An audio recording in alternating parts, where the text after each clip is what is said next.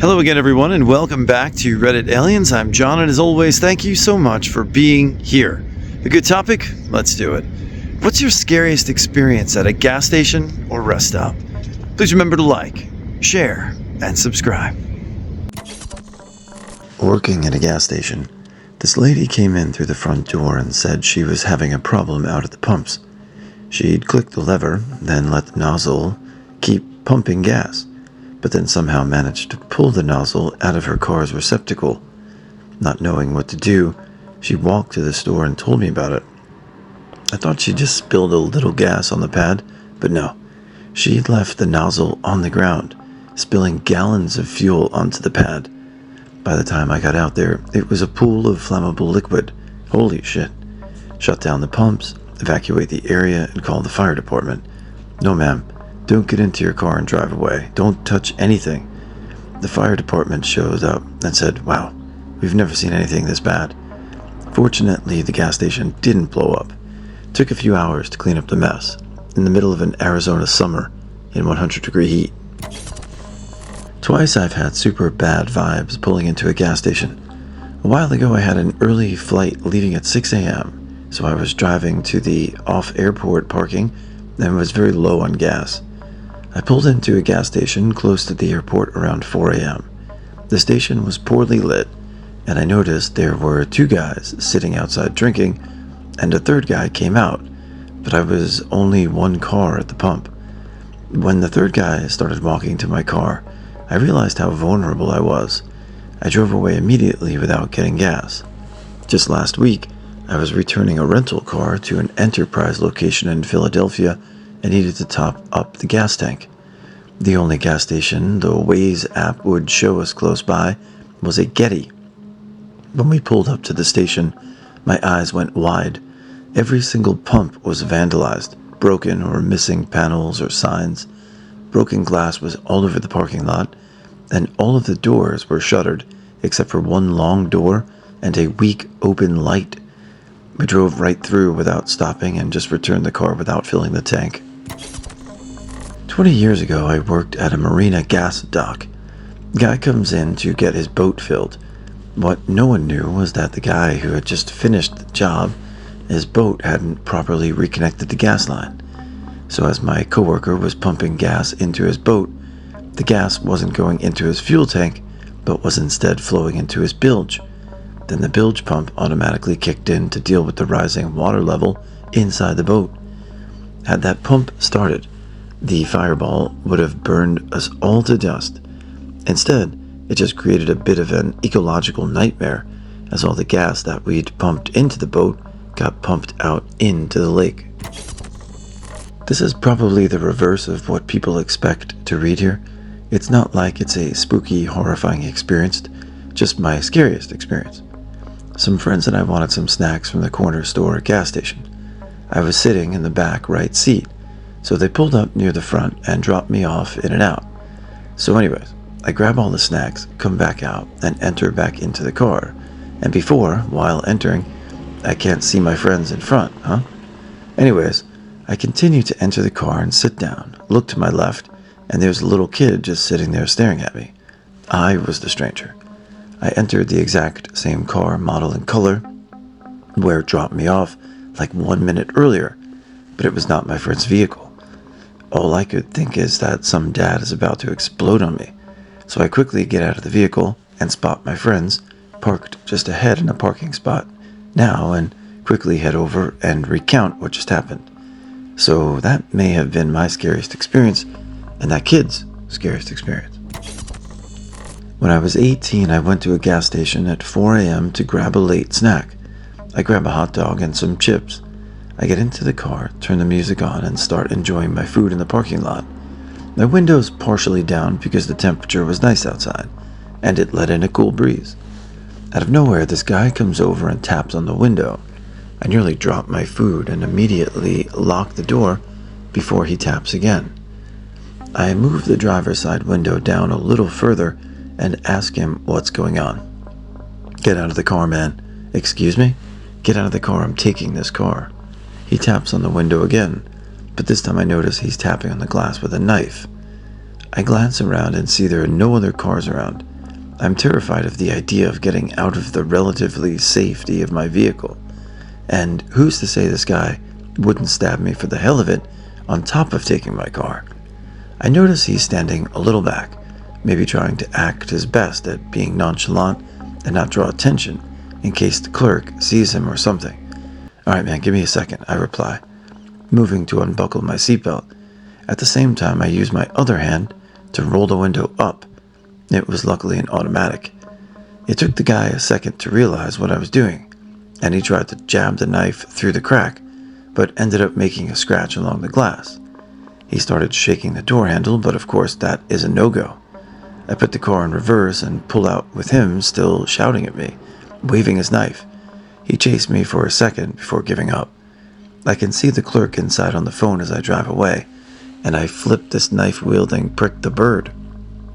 I call the police after getting home, and they take a statement. The officer basically tells me they got a call from the gas station about it earlier as well, but the guy had obviously run off. But with both of our statements, they got a good description of him. Never heard anything about it again, but it was one of the most tense experiences of my life. We were driving to Virginia in the early 90s. It was about midnight, and my father pulled into a rest stop as my mother needed to use the bathroom. He dropped her off in front and went to park. I made my way inside and stopped. A huge man had my tiny mother over his shoulder and was calmly walking to the other exit. My mother did not make a sound. I'll never forget the look on her face, fear and shock mixed together. I screamed so loud. My father was just coming in. He saw what was happening and ran after the man. The dude put my mother down and just walked out of the building. We sat in the car waiting for the police to arrive. My mother said he grabbed her soon after she walked in. He was inside the ladies' room, apparently in waiting for a victim. The lights were off when my mom walked in. We spent the night at a nearby motel. My parents went to the police station in the morning so my mom would look through pictures to identify him. She didn't recognize anyone. We had a new rule in the family. Nobody could go to a rest stop bathroom without at least one family member with them. Well, I gotta be honest with you, I was expecting a few more bad bathroom stories, but there are only like 1.5 stories regarding disgusting bathrooms, so good job everybody by keeping it professional and on topic. Have a great weekend. I went to pick my sister up from the Circle K she worked at. There were cops and an ambulance leaving when I pulled up. Found out that my baby sister had the shit beaten out of her and was robbed. I get to the ER and she has a blanket pulled up to her face and she's saying, don't freak out, I'm okay." She took it like a champ, I'm telling you. She had 2 black eyes, a broken elbow, a split lip, and a broken nose. The video was hard to watch. She came out of the freezer to say hello, and he hit her so hard in the face that she fell backwards into the freezer and hit the floor. He stood over her and continued to punch and kick her. My 100-pound sister is seen kicking and punching him back. She was more mad than she was beat up over $60 in the register than anything else, because she had pulled the drop out and had it sitting in a folder under the register, and the man didn't grab it. If I'm going to get beat up, he could have at least taken the $400 under the register. The crazy thing was the man was caught, covered in blood. They tested the DNA on him for the trial. The blood didn't belong to my sister. When I was about 7 or so, I got really sick and ended up staying in the hospital for a day or two. When I finally started feeling better, my dad was allowed to take me home, so he picked me up that night. It was probably just around midnight, and on the way home, we stopped at a gas station. While I sat in the truck waiting for my dad to return, some guy opened the driver's side door and got in. I'm pretty sure he was about to steal the truck until he noticed me sitting there. He panicked and said something like, I was just checking the time," then got out and left. About 2 minutes later, my dad got back, and life was good for whatever reason. I didn't mention what had happened to him until years later, but looking back, I could have easily been kidnapped or something, which is horrifying. Gas station in Poway, California, in 2009. I witnessed an attempted murder. I was sitting in my trunk with the lights off late at night. I saw a teenager hit another teenager in the head with what looked like a chunk of rebar. Kid went down, and the other kid ran away. Somebody called 911. The kid was unconscious and bleeding. An ambulance came for the kid. I gave a description to the cops. They found the kid in a garage a block away. I identified him from the back of the police cruiser while the cops had him pressed against the wall. I had to give a statement of what I witnessed to the juvenile court in San Diego. His family was on the road heading to Florida when they stopped at a gas station in Georgia. He really needed to take a dump, so his family waited in the car. As he was doing his business, the door to the bathroom opens, and he sees a pair of feet walk into the stall next to him. A few seconds go by before he hears the sound of thunderous farts and the sound of thumps into water. He begins to laugh as hard as he can without making the sound, letting out a small laugh. The dude next to him perks up. He starts banging on the walls. The pooper says, "Someone in there?" My friend stays quiet while they're still laughing. The pooper stands up, not even bothering to pull his pants up. Pooper starts banging on the door to his friend's stall. He desperately tries to keep the door shut. The pooper says, "I'll beat the shit out of you," ironically. This moment, my friend is now actually scared and fearing for his life. Suddenly, the pooper stops hanging on the door, walking over to his stall and wiping his ass. The pooper then storms out of the bathroom. My friend still frozen in fear. My friend then waited in the stall for a few minutes, thinking that the pooper would be waiting for him outside the bathroom. After 5 minutes or so, my friend runs out of the gas station and into his family's car. He actually didn't talk about what happened until his family got to the hotel in Florida. The way he was telling the story still makes me laugh out loud to this day. This dude honestly thought a stranger was going to beat him up from the sound of his rancid shit. I pulled over to pee at a rest stop in northern British Columbia, which turned out to have out-of-order signs and locked doors. So I ran around the corner to pee. I was just finishing when I looked up, and not more than 20 feet from me was a bear walking directly toward me. Not running, just ambling right at me. I started backing toward my car, afraid to run. It stopped to sniff my pee, but was still less than 10 feet away when I got to my car. As I started the car, it walked right up to the driver's side door and looked in at me. If I hadn't just pissed, I know I would have wet myself, but holy shit, I was scared. Driving from Evanston, Wyoming in a brand new F-250, towing a brand new 52-foot enclosed fifth wheel with a very expensive race car and parts, tools, etc., headed to Austin, Texas. Didn't really have a plan for the night. Figured I'd pull into a hotel when I got tired, but wanted to get through Denver ASAP and just kept going. Stopped for gas in Trinidad, Colorado at about 10:30 p.m. and was immediately on edge as soon as I got out of the truck. Did my stretch and walked to the pump and could feel eyes on me. Not the normal paranoia or exhaustion of driving. It was the "I probably shouldn't be here right now, I need to go" feeling. Sure enough, as soon as I got the pump going, a mid to late 20s kind of rough-looking woman walks up and asks if I can get her a coffee. She says the guy kicked her out of the store for putting it in a water cup. She's clearly done more drugs than I have. I said, "Sure, in a minute." She goes and sits down on a small retaining wall on the edge of the parking lot, about 50 feet away, and I see her wave across the street. There's a shitty motel opposite the gas station, and 4 guys walk out of her room and head over to where she's sitting. I'm about to get jacked, and I have a $500,000 easy sitting here for these guys. For some reason, the gas is pumping so slow. In the 2 to 3 minutes I was standing there, it barely put in 5 gallons, but that was enough for me. I turn it off and put it back, and they all stand up. A woman starts walking over and asks about the coffee. I said the pump isn't working. I'm going to go to the next one, sorry. As I'm getting in the truck, one of the guys walks out into the road and kneels down to tie his shoe, it looks like. I'm like, here we go. Put it in gear, and I start moving, headed right for the guy. I'm in a 60-foot long rig. I can't just flip a bitch and turn around. My headlights sweep him, and he stands up and has something in his hand. It's a Gatorade bottle. He's like 15 and covers his eyes and runs over to the side of the road. I look over, and the other kids are like 13 or 14, and it's their older sister or something. I laugh and drive off to the next station, thinking how dumb I am. I end up driving straight through to Texas. though hopped up on adrenaline and beef jerky 24 hours straight.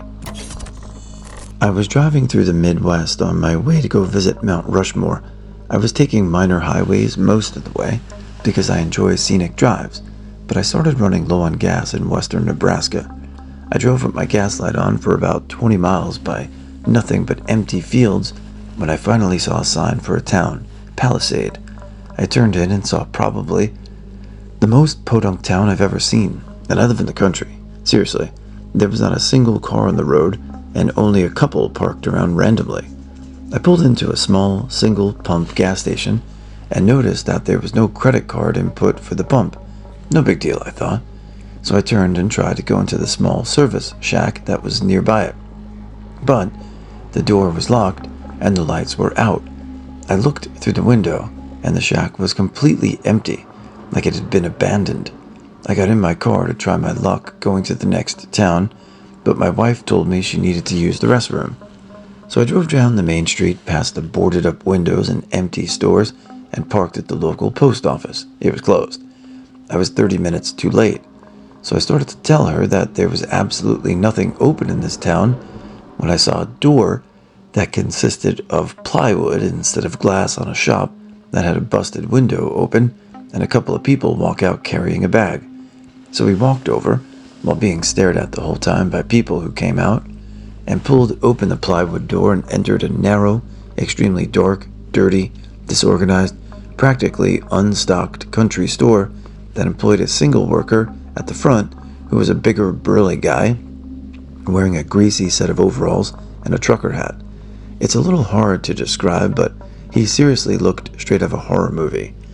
I asked the guy behind the counter if there was a restroom that he could use, but he either had trouble hearing or trouble understanding, so I repeated myself louder and slower, twice.